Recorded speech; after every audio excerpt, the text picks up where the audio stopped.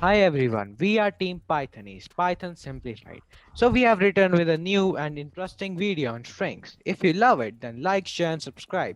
Do comment and give suggestions. So come on, we should hear a conversation between us, that is your beloved Team Pythonese. Hey friends, before going deeper in it, I want to just know what is a string. It is just a sequence of characters expressed inside double quotes or single quotes. That is alright, but I'm confused. Whenever I write the word letter 1, it shows an error. Of course, it will access through the character. You should use bracket operator and not parenthesis.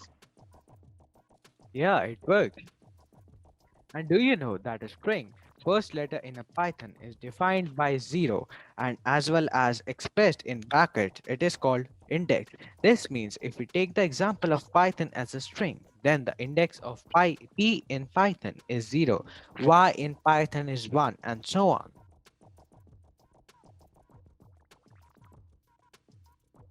The whole is shown on the screen. Do remember that the index has to be an integer. Can you tell me how to find the length of the given string? It is simply the syntax to find the length is len with parentheses, and the word should come inside the parentheses. Oh yeah, it works. Meanwhile, I have written a program. Here the variable is word and its value is Python int index equals to 0 in while loop. When index is less than length, letter equals to word and print letter int equals to int plus 1 and the output is python Python. It is interesting to note about them, but if we want to extract a bit of the letters from the word, how do we do that?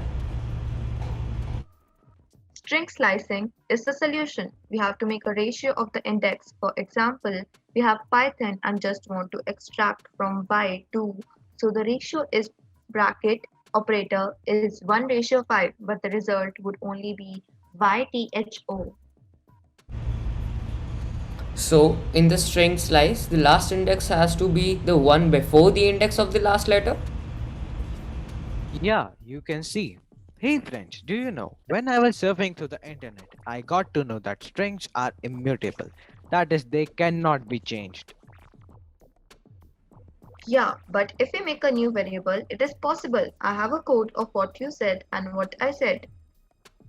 The variable is word which is equal to Python. The new word equals to j plus y to ython print new word. The output is JYTHON. Yeah, we had gained a lot of knowledge. So I have something else for you both. The in and comparison operators work with even strings. I am so glad to have such a great friend who increases my knowledge. Hmm, enjoying? Then let us explore more on Python by just making and seeing which all methods string include. What are methods? A function that is associated with an object and called using dot notations. Simplify. Can you tell me what is an object? For now, it is better you to take objects as a value. Here they are. It has a large variety. Yes, I'm shocked too. Hardik, can you write a simple code by taking some examples from this? Sure.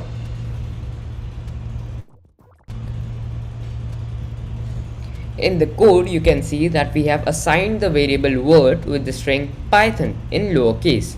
Then we create a new variable with the variable word dot upper. Upper here is the method, and when we try to print new, we get Python all in uppercase. This is due to the upper method. Now we can see it in the lower method.